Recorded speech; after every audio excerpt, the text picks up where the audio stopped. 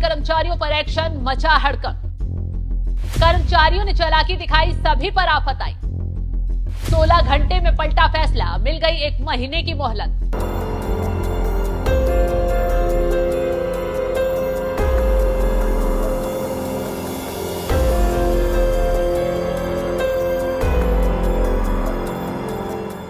नमस्कार, आप देख रहे हैं एनएमएफ न्यूज में आपके साथ शबनम। यूपी में सीएम योगी आदित्यनाथ गुंडे बदमाशों के साथ साथ तमाम अपराधों पर सख्ती से नकेल कस रहे हैं।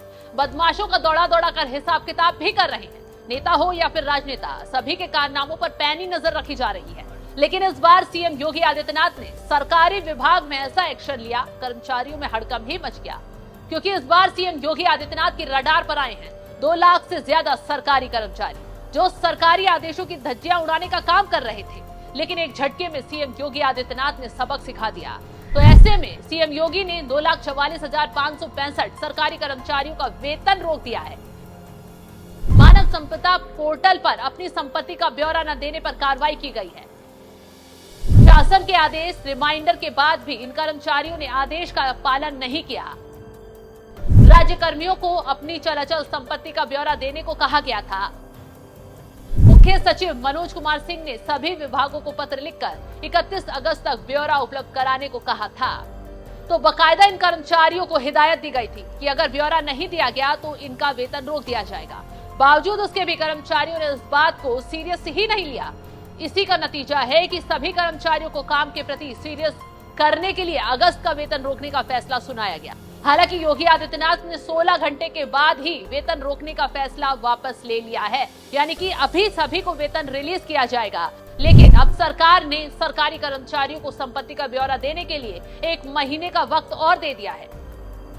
संपत्ति का ब्यौरा देने की आखिरी तारीख 30 सितंबर हो गई है, यानी कि 1 महीने की छूट अब कर्मचारियों को दी गई है। आदेश वापस नहीं लिया गया है, बल्कि आगे बढ़ा दिया गया है। अगर सरकारी कर्मचारियों ने आनाकानी दिखाई तो सीएम योगी आदित्यनाथ हिसाब किताब करने में वक्त नहीं लगाएंगे, क्योंकि 1 महीने का वक्त सरकार ने सभी कर्मचारियों को आखिरी अल्टीमेटम के तौर पर दिया है।